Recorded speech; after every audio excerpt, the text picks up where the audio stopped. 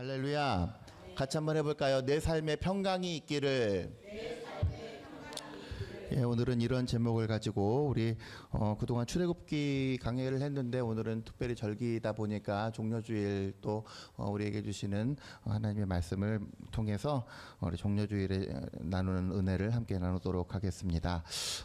제가 올해 우리 감리교가 이렇게 잠실 지방회가 이렇게 있단 말이에요. 21교회가 이렇게 연합한 것을 이렇게 지방회라고 합니다. 그래서 지방회에서 서기를 맡았어요. 서기. 하여튼간 제일 할 일 많은 서기를 맡아서 이렇게 이 모양 저 모양으로 오라면 오고 가라면 가고 이렇게 불려다닐 일이 많은데 지난 목요일에 그 여선교회 잠실지방연합회 여선교회가 주최하는 개삭회라는 모임이 있습니다. 여선교회가 아주 그냥 일사불란하게 이렇게 굉장히 무슨 조직 같아요. 그래가지고 이게 법도도 이렇게 딱 이렇게 돼 있고 그래서 참석하라는데 그날 드럼교실 우리 강양성도님 드럼교실도 있고 또 하루 종일 또 목요일 금요일은 제가 드럼교실 때문에 바쁘고 그래서 참석 못합니다. 제가 그랬어요. 그래서 이제 사실은 참석 못하겠다고 했던 이유는 뭐 바빠서가 아니고 제가 주중에 참 마음이 많이 무너진 일이 있었습니다. 그래서 너무 마음이 막 괴롭고 낙심되고 슬프고 그래서 사실은 그때 걱정하기를 이번 주에 내가 강단에 이런 상태로 어떻게 서지? 내가 목회를 어떻게 해야 되지? 이런 굉장한 고민 내지는 자괴감 뭐 이런 거에 한 주 내내 이렇게 덮여 있었단 말이에요. 그래서 뭐 오늘 고난주간 특별 새벽기도 광고도 했는데 사실은 도무지 이런 것들을 할 자신이 없어가지고 주보를 미리 만들어 놨어요. 근본 예정됐던 고난주간 특별 새벽기도회는 제 개인의 사정으로 취소하겠습니다. 이렇게 그 주보도 미리 다 만들어 놓고요. 안 하려고 그랬어요. 못 하겠더라고요, 이거를. 그래서 그 정도로 마음이 많이 참 무너지고 낙심되고 참 절망스럽고 교회 와서 맨날 펑펑 울고 막 그랬는데 그래서 오라니까 어떻게 해요? 또 가긴 가야 되는데 또 가기는 싫고 또 11시 마침 또 그게 10시에 시작을 하니까 이게 좀 시간도 되게 애매하고 근데 또 안 갈 수가 없어서 꾸역꾸역 갔어요. 또 꾸역꾸역 가가지고 앉아 있는데 그 이제 지방 감리사님이 설교를 하셨단 말이에요. 그 지방 감리사님이 저랑 평소에 호영호재하는 그러한 사이입니다. 그래가지고 뭐 서로 뭐 목회자로 존중한다기보다는 그냥 서로 뭐 형님 동생하는 뭐 그러한 관계인데 희한하게도요. 제가 그날 말씀에 참 위로를 많이 받았어요. 그러니까 아마 그 감리사님, 그 목사님은 저를 위한 설교는 아니었을 거 아닙니까? 그죠? 제가 올지 안 올지도 몰랐고, 더군다나 그 대상은 여선교회였고, 그래서 아마 여선교회 성도들을 대상으로 아마 설교를 염두에 두고 그 말씀을 정리를 하고 준비를 했을 텐데, 제가 가서 처음에는 그냥 제가 원래 한번 삐딱선을 타기 시작하면 참 그래요. 하나님이랑 줄다리기 참 저 잘합니다. 그래가지고 될 대로 되라지 뭐 이제 이렇게 앉아 있었는데 참 말씀 가운데 참 위로도 많이 받고요. 참 은혜를 많이 받았어요. 그래서 내가 이 목사가 평소에 강단에서 여러분 문제를 만나거든 하나님 앞에 더 엎드려 기도하십시오. 여러분 뭐 신앙의 비결은 뭐 이런 것입니다라고 설교는 했지만 사실 제가 마음이 무너지고 낙심되고 낙담하고 막 이제 막 눈물밖에 안 나고 이러니까 기도하기가 싫은 거예요, 사람이. 그죠? 기도하기도 싫고 십자가고 뭐고 다 쳐다보기가 싫은 거예요. 그러니까 왜 그 예전에 어떤 사람들이 보면 은혜가 막 넘쳐나면 십자가만 보면 하염없이 눈물이 난다고 했는데 제가 이 강단에서 앉아가지고 십자가를 바라보는데 아무런 느낌이 없습니다. 아무런 느낌이 없고 정말 사람이 메말라지고 그 울었던 건 십자가를 보고 울었던 게 아니라 다른 마음이 무너지는 것 때문에 막 울고 막 그랬단 말이에요. 그런데 그 그 말씀 20분짜리 그 설교에 제가 진짜 또 한 대 뻑 얻어맞았어요. 그래서 그렇지. 그러면 안 되지. 사실 여전히 그 문제가 해결된 건 아니고 숙제가 해결된 건 아닌데 그 말씀의 골자는 뭐냐면 우리 삶에 어려움이 있을 때 자꾸 제가 그러잖아요. 왜 내가 해결하려고 하지 말고 하나님의 해주심을 기다리라. 제가 그렇게 여러분들에게 선포하지 않았습니까? 근데 저는 그걸 못했던 거예요. 그래서 내가 어떻게 하려고 해보고 막 그러고 있었는데 그 말씀 가운데 그런 게 있었어요. 기다리십시오. 기다리고 하나님 앞에 진정한 예배자로 기다리면 하나님이 해결해 주실 거라고, 하나님이 역사하실 거라고. 그 말씀이 제가 선포할 때는 몰랐는데요. 참 그날따라 참 많은 위로가 됩니다. 그래서 곱씹어 봤습니다. 저 설교가 분명히 이 목사 들으라고 한 설교는 아니었을 텐데 참 나한테 은혜가 많이 됐구나, 새 힘을 얻었구나. 그래서 그날 와가지고 드럼 교실하고 주보를 고쳤어요. 예정대로 합니다. 다시 지난주 광고 그대로 다시 따와가지고 예정대로 하기로 하고 지금 그런 상황입니다. 여러분, 제가 여러분들 평소에 여러분들에게 말씀을 전하고 증거하고 준비하고 할 때에는 여러분들 뭐 특정 누군가 이 사람 꼭 들었으면 좋겠다. 뭐 물론 그럴 때도 가끔 있긴 있어요. 근데 보편적으로는 누가 꼭 들었으면, 누가 이거 듣고 꼭 해결했으면, 누가 이거 듣고 힘냈으면 이런 식으로 설교를 준비하지는 않는단 말이에요. 그냥 보편적인 또 그리고 특별히 그날 말씀의 주제가 이끄는 대로 이렇게 말씀을 전하는데 참 소망이 생기는 거죠. 이 목사의 의도와는 다르게 그래도 마음이 힘들고 그 말씀을 받아들일 만한 그런 마음밭이 있고 그러한 신앙의 상태가 있을 때에 내가 의도하든 의도하지 않든 말씀으로 힘 얻는 사람이 반드시 한 명 정도는 있었으면 좋겠다. 이런 소망을 가져봅니다. 바라기는 저와 여러분들 아마 어쩌면 계속 들어온 설교라서 인이 박혔을 수도 있고요. 이제 뻔할 수도 있고요. 뭐 어떤 스타일이 왜 항상 그러지 않습니까? 자기 교회 담임 목사가 하는 설교는 날마다 항상 뻔한데 누구 한 명 이렇게 새로 와서 설교하면 굉장히 신선하죠. 그 정도로 인이 박혔을 수도 있는데 그럼에도 불구하고 여러분들 때때로 낙심되고 또 때때로 우리 삶 가운데 꼭 필요한 말씀들이 종이 선포하는 말씀 가운데 충족되어져서 여러분들 한 명이라도 말씀으로 위로받고 말씀으로 세임 먹고 돌아가는 저와 여러분들 되어지시기를 주의 이름으로 간절히 축원합니다. 그러한 의미에서 오늘 누가복음 19장을 좀 그런 관점에서 좀 바라보았으면 좋겠습니다. 28절부터 44절까지는 항상 이 종려주일에 우리가 나누는 말씀인데 제가 늘 절기 설교를 하면서 여러분들에게 그런 말씀을 드리지만 절기 설교는 참 사실 힘들어요. 왜? 본문은 한정돼 있는데 해마다 그것에 대해서 계속 뭔가 새로운 비전을 제시하고 또 새로운 또 말씀의 은혜를 나눠야 되는데 제가 뭐 지난 한 주간 그러한 긴 터널을 겪다 보니까 딱 들어오는 단어가 하나가 있었습니다. 28절부터 44절까지의 전체를 이끄는 주제가 있다고 한다면 바로 평화예요. 평강. 그래서 이 말씀을 듣는 여러분들 내 삶 가운데 동일한 하나님의 평화와 평강이 넘쳐나게 되시기를 먼저 주의 이름으로 간절히 축복합니다. 28절 이하를 보게 되면 어떤 내용이냐면 예수님께서 여러분들 다 아는 내용이죠. 지난 그 누가복음 19장 앞에 보면은 삭개오도 고쳐주고 여리고에 가서 삭개오도 고쳐주고 그 다음에 이제 예루살렘에 입성하는 그러한 내용이 오늘 본문의 내용입니다. 28장 1절, 그 19장 28절을 보면 예수께서 이 말씀을 하시고 예루살렘을 향하여 앞서서 가시더라. 깨알 상식, 예루살렘에는 왜 가시려고 할까요?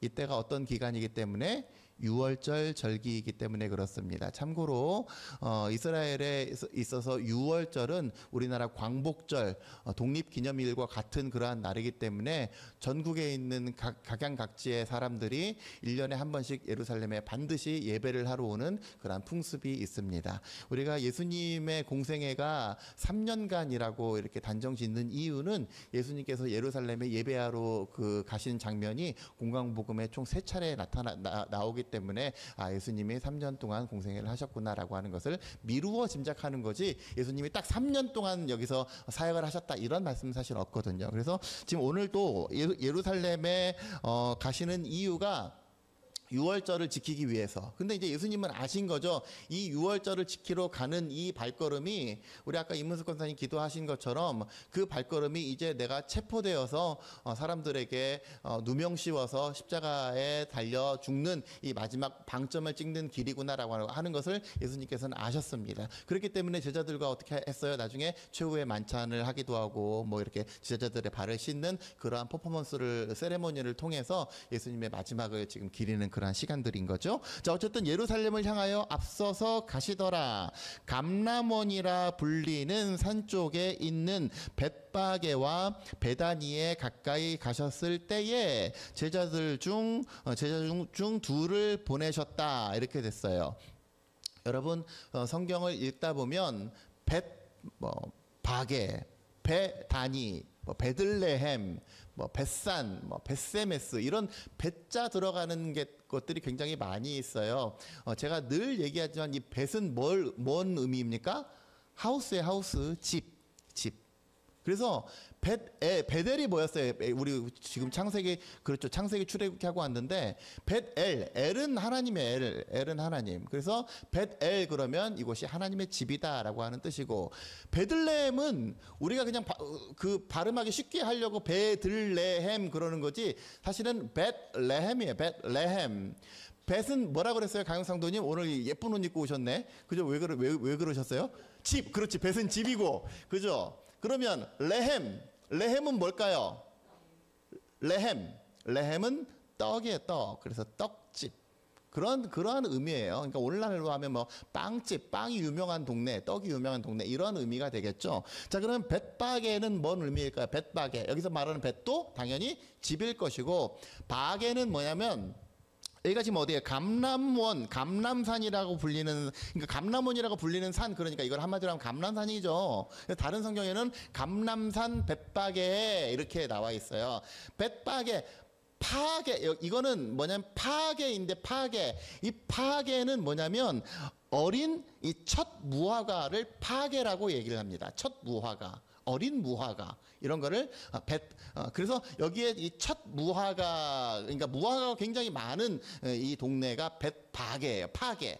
그리고 거기 보면 베다니 있죠. 베다니 이것도 마찬가지로 벳 그리고 아니 그러니까 사실 그 아니가 아니고 테나라고 하는 건데 이거는 그 무화과의 어린 무화과 아까 전에 어린 무화과가 파게였다면 그냥 일반 다 자란 무화과 있죠. 무화과 이게 아니에요. 아니 그래서 벳 아니 그러면 무화과가 많은 동네 무화과의 집 이런 의미 그러니까 벳바게나 베다니나 사실 뭐 이렇게 50보 100보 하는 그러한 이름 그러한 지명입니다. 그러니까 왜 그러냐면 이 베다니랑 벳바게가 전부 다 지금 어디에 있는 거예요? 감람산에 있는 감람산에. 그러니까 지금 이렇게 얘기하면 여러분들 남의 나라 지명 가지고 알 수도 없고 눈에 잘 들어오지도 않고 좀 그러지 않습니까? 그래서 제가 지도를 가지고 왔는데 제가 하여튼간 성지순례는 참 잘 다녀온 것 같아요. 성지순례를 다녀와 보니까 지금 여기가 뭐냐면 그 감람산이에요. 여기 마운트 오브 올리브 이렇게 나와 있죠. 그러니까 이 감람산이라는 뜻이고 여러분도 우리가 잘 아는 겟세마네 이 겟세마네는 무슨 뜻이냐면 어린 그 올리브 잎사귀라는 그런 뜻이에요. 그러니까 여기 그 겟세마네 동산 예수님께서 습관을 쫓아서 기도하셨던 곳이 겟세마네 동산이었고 그다음에 여기가 뭐예요? 벳바게. 그리고 여기가 뭐예요? 베다니. 그러니까 이 다 감람산에 있는 이 지금 동네이고 여기를 바로 넘어가면 뭐가 있어요? 템플 이렇게 돼 있죠. 여기가 예루살렘 성전이 있는 곳이에요. 그리고 이 동네 여기가 예루살렘 성읍에 해당되는 겁니다. 그래서 나중에 비잔틴 시대에는 여기 지금도 그 성벽이 있는데 예루살렘 성벽이 이렇게 지금 그 쳐져 있는 그런 거예요. 그래서 여기 보면 척도가 돼 있죠. 이게 뭐예요? 1마일. 그죠? 1마일이에요, 1마일. 이 정도가 1마일이라는 거예요. 1마일이면 어느 정도입니까? 1.6km가 1마일이에요. 그러니까 여기서 여기까지 사실 얼마 되지 않은 그러한 거리를 지금 예수님께서 낙이 타고 입성하신 그러한 장면입니다. 이것마저도 여러분들을 눈에 좀 잘 안 들어올 것 같아서 제가 지난번에 성지순례 가서 찍었던 영상을 한번 보여드리도록 할 테니까. 예루살렘 시내를 지금 제가 서 있는 데가 아까 전에 거기에 감람산이에요. 수가 있습니다. 저기 내려가 여기가 지금 무덤이 많이 있죠. 이 무덤이 많은 이유는 이 사람들이 예수님께서 승천하신 그 감람산에서 승천하셨는데 이 승천하신 곳에 바로 옆에 있어야 자기들도 나중에 부활 승천할 때 제일 먼저 1호로 승천할 수 있다라고 하는 그런 믿음 가지고 여기에 너 끝나버렸어 벌써? 왜 벌써 빨리 끝났지? 다시 한번 볼까요? 보여주기 싫대요. 됐어. 그러니까 바로 어떤 이거 줌을 땡긴 게 아니라 이거는 지금 바로 1대1 장면이에요. 그러니까 지금 여기가 어디예요? 여기가 지금 예루살렘 성전 아닙니까? 그러니까 눈에 바로 보이는 바로 보이는 것이에요. 그러니까 쉽게 설명하면 우리 그 문집사님 계시는 송파동에서 여기 이 정도 거리 정도도 아마 안 되지 싶죠. 거의 비슷하거나 안 되거나 하는 그 정도의 거리밖에 안 되는 굉장히 짧은 그러한 동네가 바로 이 감람원부터 예루살렘을 향하는 그러한 곳입니다. 이르시되 너희는 맞은편 마을로 가라. 그리로 들어가면 아직 아무도 타보지 않은 나귀 새끼가 메어 있는 것을 보리니 풀어 끌고 오라. 여러분 이것은 뭐냐면 스가랴 선지자가 스가랴 9장 9절에서 약속한 대로 나중에 시온에 오시는 이가 곧 나귀 새끼를 타고 올 것이니 그는 겸손과 평강의 왕으로 우리 가운데 오실 것이다 라고 약속하신 그 약속이 성취되는 장면이에요. 그리고 만일 누가 너에게 어찌하여 푸느냐 묻거든 말하기를 주가 쓰시겠다 하라. 보내심을 받은 자들이 가서 그 말씀하신 대로 만나서 나귀 임자들에게 그렇게 얘기를 해가지고 나귀를 가지고 왔죠. 그 다음에 가실 때에 그 예수께로 끌고 와서 겉옷을 안장 삼아서 나귀 새끼 위에 걸쳐놓고 태운 다음에 예루살렘에 입성했더니 마태복음에서는 온 무리 심지어 아이들까지 호산나 호산나 그랬는데 호산나는 제발 좀 우리를 구원해 주십시오라고 하는 그런 의미가 호산나예요. 자 그랬는데 지금 여기 37절에는 특별히 제자의 온 무리가 그랬어요. 제자의 온 무리. 제가 늘 말씀드렸지만 예수님의 제자는 12제자만 있는 게 아니라 그 당시에 복음을 받아들여서 예수님을 따르고자 했던 많은 사람들이 전부 다 제자의 무리에 속했습니다. 그래서 고린도전서에 보면 일시에 500여 제자들에게 나타났다 이렇게 얘기할 정도로 그 제자의 무리가 굉장히 컸던 것을 우리가 보게 되죠. 자, 그래서 이 제자의 온 무리가 자기들이 본 바 모든 능한 일로 인하여 예수님의 각종 기적과 이적 베푸셨던 그런 모든 일들로 인하여 기뻐하며 큰 소리로 하나님을 찬양했다. 찬송하리로다. 주의 이름으로 오시는 왕이여. 하늘에는 평화여 가장 높은 곳에는 영광이다. 그랬어요. 이렇게 입성하셨는데 그 39절의 바리새인들은 당신들 제자들이 지금 무슨 소리를 하는 겁니까? 저들의 입방정 떨지 말게 하라고 책망하라고 이렇게 얘기를 하는 거죠. 자, 그랬더니 만약에 이 사람들이 이 제자들이 침묵을 하면 심지어 돌들이라도 소리칠 정도로 이 진리가 선포되는 것을 막지 못할 것이다 이렇게 예수님께서 강변하셨습니다. 마지막 단락을 보면 예루살렘 가까이 오셔가지고 성을 향해서 엉엉 우셨어요. 이 성이 이제는 곧 무너지는구나. 이 성이 이제는 곧 멸망당하는데 너희가 그것을 보지 못하는도다. 이렇게 한탄하면서 예루살렘을 보고 한탄하시는 예수님의 모습을 볼 수가 있습니다. 실제로 아까 전에 제가 그 영상 찍었던 그곳 바로 오른편이 뭐냐면 예수님의 눈물교회가 있는 곳이에요. 예수님의 눈물을 탄식하면서 울으셨던 그 눈물을 기념하는 예수님의 눈물교회가 있는 바로 그곳을 제가 다녀왔습니다. 자, 오늘 읽으신 본문은 크게 세 단락으로 나누어 볼 수가 있습니다. 첫 번째 단락은 뭐예요? 예수님께서 예루살렘에 입성하시기 전에 나귀를 끌고 오라. 그래 주가 쓰시겠다 하라 해서 나귀를 섭외하는 그 장면이 첫 번째 장면이고 두 번째 장면은 뭡니까? 바로 예루살렘에 입성할 때에 그 예수님을 찬송하는 하나님을 찬송하는 그러한 부류들 그리고 그것을 힐난하는 부류들이 있는 가운데 예수님께서 예루살렘에 입성하는 장면. 이 두 번째 단락입니다.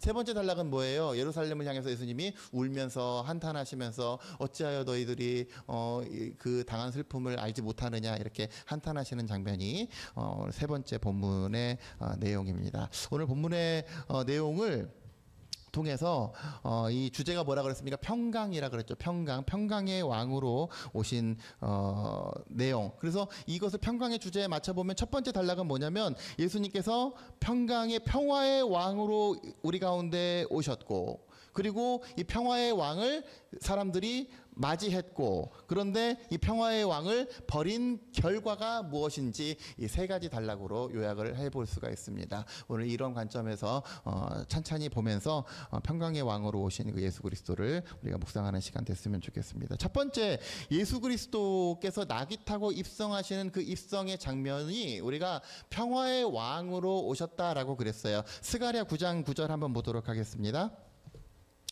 스가랴 어디 있는지 아시죠? 학개, 스가랴, 말라기에 있는 스가랴 9장 9절 구약 1320페이지입니다.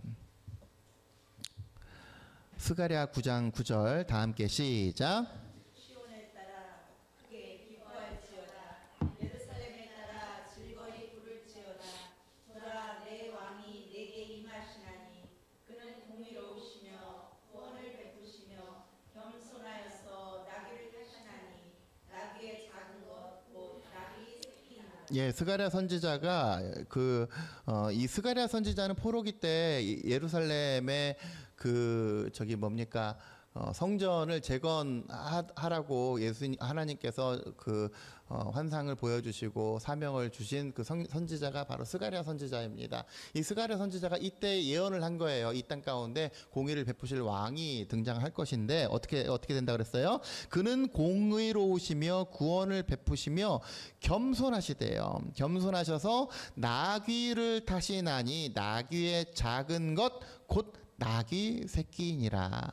여러분, 왕의 행차 가운데 왕이면 그래도 굉장한, 오늘날로 따지면 세단 뭐 이런 거 해야 되는데 심지어 나귀 새끼를 탔대요. 근데 여러분, 나귀가 의미하는 바가 뭔지 아십니까? 나귀가 의미하는 바, 이 당시에 사람들의 주요 교통수단이 말과 나귀였어요.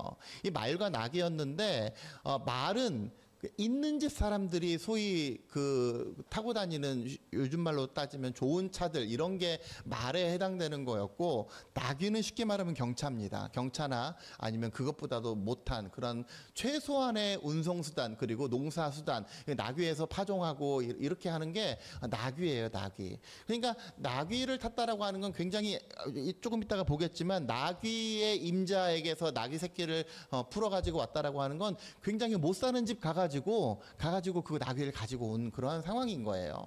왕인데 이렇게 온 이유는 뭐냐면 스스로 왕이지만 겸손한 낮은 자, 겸손한 자의 위치에서 하나님 앞에 부르심을 받았기 때문에 그렇습니다.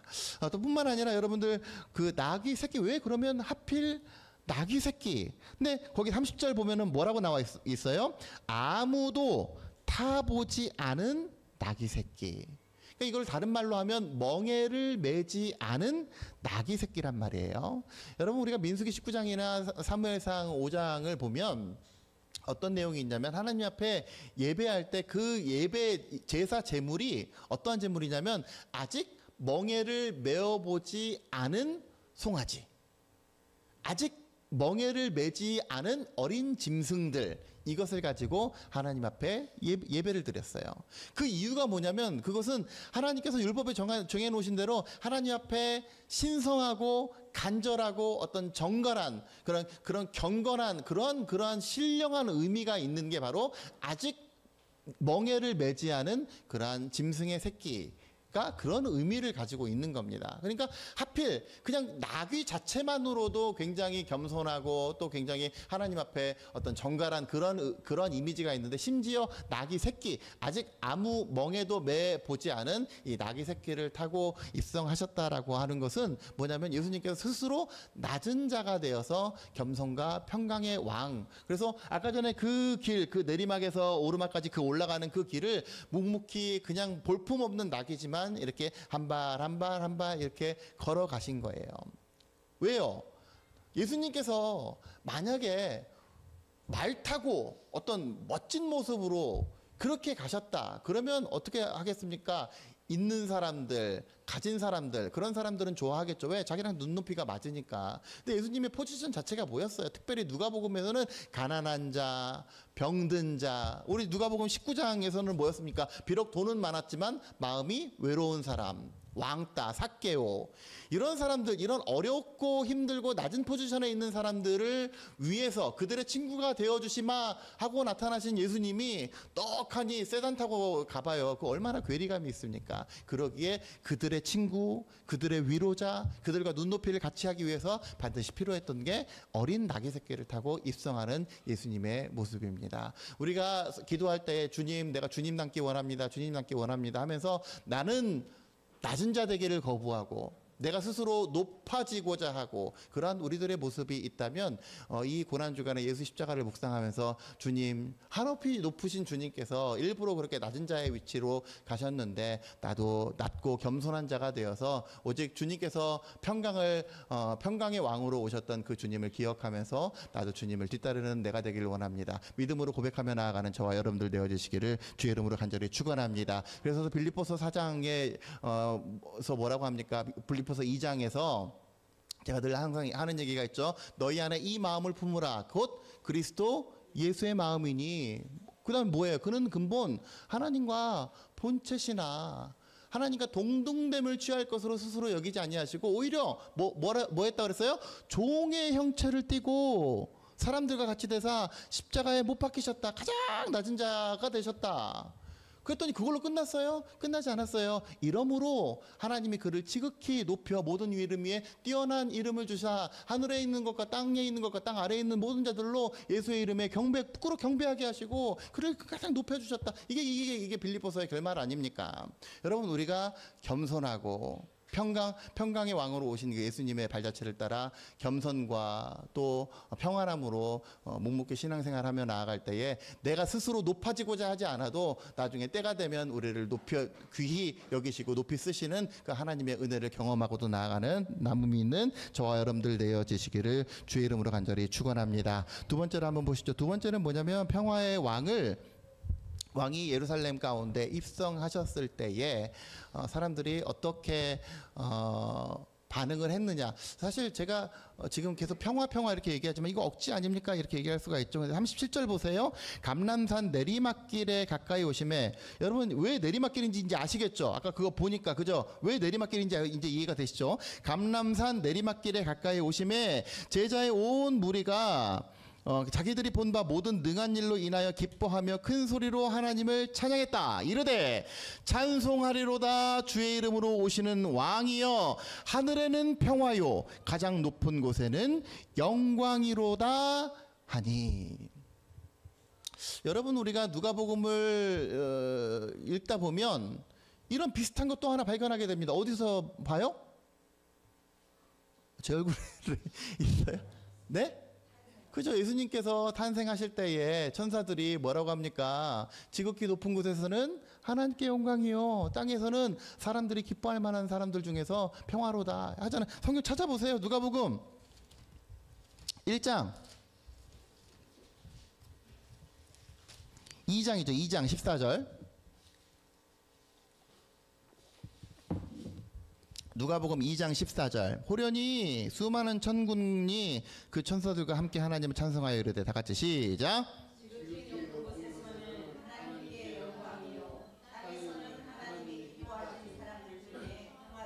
네, 이렇게 예수님의 탄생하실 때에 예수님의 공생애를 열었던 키워드가 뭐예요? 평화예요. 평화. 그리고 지금 예루살렘에 입성하면서 예수님의 어떤 모든 공생의 사역을 마감하는 이 키워드도 뭐예요? 평화예요. 같잖아요. 예수님께서 태어나셨을 때 지극히 높은 곳에서는 하나님께 영광이요, 땅에서는 사람들이 기뻐할 만한 사람 중에 평화로다. 지금 오늘 예루살렘에 입성하실 때에 지극히 높은 곳, 하늘에는 평화요 가장 높은 곳에는 영광이다. 평화의 왕으로 이 땅 가운데 오신 거예요. 그러니까 예수님께서 우리 가운데 오실 때 평화, 다른 말로 하면 평강인데, 평강. 여러분, 평화와 평강의 차이를 아십니까? 평강은, 그러니까 이게 말 그대로 평화인데, 평화로운 상태, 굳이 구분하자면 평화로운 상태가 평강이에요. 평강. 평화. 그러니까 평화와 평강 거의 동의어인데 우리가 평강하고 평강하다 그러면 평화로운 상태 이런 게 평강인 거예요. 평강. 그래서 예수님께서 지금 여기에서 평화의 왕으로 이 땅 가운데 오셨음을 사람들이 찬양하죠. 근데 마지막에 예수님께서 부활하시고 제자들에게 나타나셨을 때에 제일 먼저 제자들에게 하신 멘트가 뭔지 아십니까? 그렇죠. 너희에게 평강이 있을지어다. 예수님이 제자들이 두려워 떤단 말이에요. 왜 이제 우리 전부 다 저 사람들한테 잡혀가서 우리도 예수님처럼 십자가에 이렇게 처형당하면 어떻게 하자고 다락방에 문 꼭 걸어 잠그고 있었단 말이에요. 근데 그때 부활하신 예수님이 나타나셔서 벌벌 떠는 제자들에게 일로 처음 하신 말씀이 너희에게 평강이 있을지어다. 그러니까 예수님께서 우리가 예수 믿으면서 불안하다, 염려하다, 그거는 사실은 거짓말인 거예요. 평강해야 돼. 왜? 예수님을 온전히 신뢰한다면. 우리 오늘 금주의 한 구절 한번 읽어볼게요. 금주의 한 구절 다 같이 시작.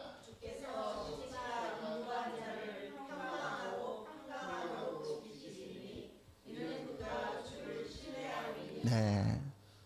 주님을 온전히 신뢰함으로 우리 삶 가운데도 평화와 평강이 넘쳐나는 모든 삶들이 되시기를 주의 이름으로 간절히 축원합니다. 근데 예수님이 오신 것을 꼭 그렇게 기뻐하는 사람만 있었던 건 아니죠. 두 부류로 나눴습니다. 예수님께서 태어나실 때에도 이제 아까 전에 목자들이 하나님을 찬양하고 예수님의 그 탄생을 기뻐했는데 그 예수님의 탄생을 싫어하는 사람들이 있었죠. 어떤 사람들이었습니까? 헤롯 왕, 기득권자들, 이스라엘의 종교 지도자들, 특별히 잃을 게 많은, 예수님의 오므로 해서 자기들이 포지션을 뺏겨서 잃을 게 많은 사람들은 예수님 오심을 반대했어요. 제가 예전에 어떤 목사님이 그런 얘기를 합니다. 이 땅 가운데 뭐 아파트 몇 평 사놓고 뭐 해놓고 재산 많은 사람들 아마 예수님이 뭐 이렇게 우리 다 재림 신앙 아닙니까? 예수님께서 언젠가는 오실 것이다라고 하는 그 부활 재림의 신학을 가지고 있는데, 예수님이 만약에 당장에 오신다 그러면 기뻐하지 않는 사람들 많을걸요. 왜? 이거 내가 어떻게 모아놨는데, 이거 내가 어떻게 이루어놨는데, 이거 다 버려야 돼. 그런 거예요. 이때 사람들도 내가 지금 이 기득권을 어떻게 형성을 해놨는데 예수님이 오셔가지고 내 자리를 대신해 내가 이거 다 뺏기기 싫은데. 그런 사람들은 예수님을 다 싫어했어요. 그래서 거기 보세요. 38절 찬송하리로다 주의 이름으로 오시는 왕이여, 하늘에는 평화요, 가장 높은 곳에는 영광이로다 하면서 하나님을 찬양하고 찬송한 사람들이 있었고, 근데 39절 무리 중 어떤 바리새인들은 뭐라고 얘기합니까? 선생이여 당신의 제자들을 책망하소서.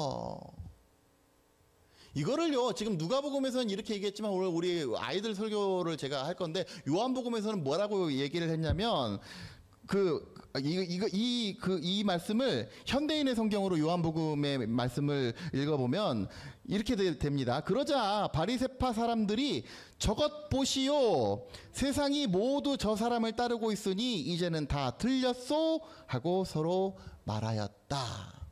그러니까 예수님의 공생의 3년 동안에 이 바리새인들, 또 사두개인들, 종교 지도자들, 이런 사람들은 열심으로 예수님을 하여튼 사역을 방해하는데 최선을 다했습니다. 왜? 그래서 대중의 시선이 다시금 자기들에게 쏠릴 수 있도록. 그런데 예수님이 저렇게 평화의 왕으로 입성하는 것을 사람들이 반기는 것을 보니까, 아이고 이제 다 틀렸어, 저기 따르는 거 봐, 다 틀렸어 하면서 한탄하고 싫어하는 거예요. 그러니까 싫어하니까 뭐라고 합니까? 바리새인들이 이렇게 얘기해요. 선생이여 당신의 제자들을 책망하십시오. 저렇게 예배하는 사람들, 저렇게 찬양하는 사람들 좀 뭐라고 좀 하십시오. 책망하는, 싫어하는 거예요. 여러분은 예수님의 오심을 기뻐하십니까?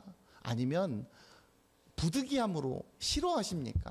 바라기는 저와 여러분들 평강의 왕으로 오신 예수님을 심지가 견고한 자 되어서 끝까지 붙들고 나아감으로 말미암아 우리 삶 가운데서 참 평화와 평강이 넘쳐나는 저와 여러분들이 되어주시기를 주의 이름으로 간절히 축원합니다. 끝으로 한 가지만 더 보시죠. 우리 마지막 단락인데요, 예루살렘을 향해서 우십니다. 왜 우세요? 42절 너도 오늘 평화에 관한 일을 알았더라면 좋을 뻔하였거니와 지금 내 눈에 숨겨졌도다. 지금 내 눈에 숨겨졌도다를 세번역 성경에는 지금 네가 이것을 보지 못하는도다 이렇게 번역이 되어 있습니다.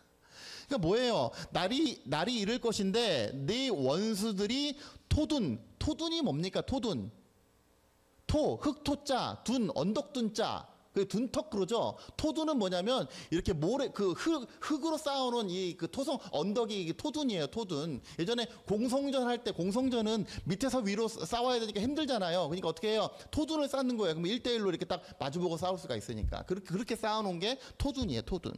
이 토둔을 쌓고 너희를 둘러 사면으로 가두고 또 너와 및 그 가운데 있는 네 자식들을 땅에 메어치며 돌 위에 돌 하나도 돌 위에 남기지 아니할 것이다.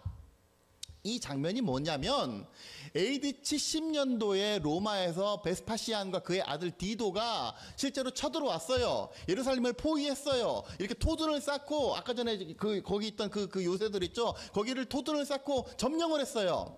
그래가지고 돌 위에 돌 하나도 남지 않았다라고 하는 건 뭐냐면 예루살렘 성전이 이 성전의 그 기초 위에 성전의 모습이 하나도 남음없이 다 초토화가 된 사건이 이 AD 70년도에 디도 장군에 의해서 발생을 했습니다. 그러니까 예루살렘이 초토화가 된 거예요. 언제? 지금 예수님께서 공생애를 하셨으니까 서른 지금 뭐 3살 정도 되지 않았겠습니까? AD 70년이라고 했으니까 이후로 30년 뒤에, 35년 뒤에 이 일이 일어날 것인데 지금 너희들이 그것을 보지 못하는구나 하면서 한탄하신 거예요. 그러면 그 일은 왜 일어났느냐라고 하는 거죠. 예수님이 뭐라고 얘기하십니까? 이는 네가 보살핌 받는 날을 알지 못함을 인함이니라.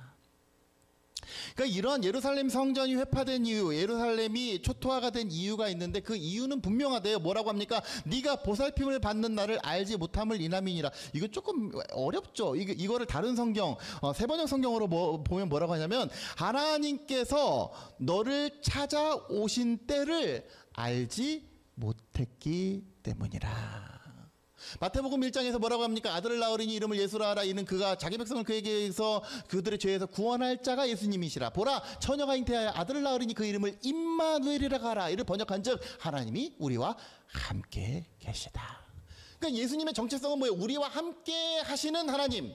우리와 함께 하시기로 약속하신 그 하나님이 예수 그리스도라고 하는 육신의 옷을 입고 우리 가운데 오셨는데 이들은 어떻게 했습니까? 예수님을 버렸어요. 왜? 예루살렘에 입성해가지고 와 이제 우리를 구원할 구원자다, 해방자다. 그랬는데 맨날 보면 도망다니고 말이죠. 뭐 맨날 뻥이나 치고 사흘 만에 성전을 뭐 헐었다가 지었다. 그거는 예수님께서 자신이 친히 부활하실 것을 나타내는 그런 예표인데 사람들은 실제로 건축을 생각한 거예요. 아이고 뻥쟁이, 아이고 말도 안 돼.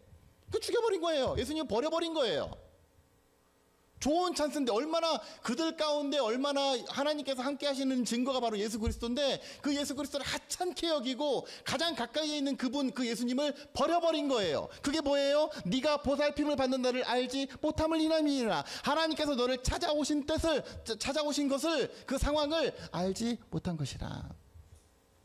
우리가 신앙생활하고 있는 것은 전적으로 하나님의 은혜입니다. 내가 예수 믿는 것 이것은 우연이 아니에요. 하나님의 은혜예요. 전 지금도 참 신기해요. 우리 강영성도님 여기 나와서 뭐 이렇게 주일 신앙생활하고 우리 문정재 집사님 정말 말도 안 되는 방법으로 여기 나와서 신앙생활하시고 이런 과정들이 결코 사실은 우연이 아니에요.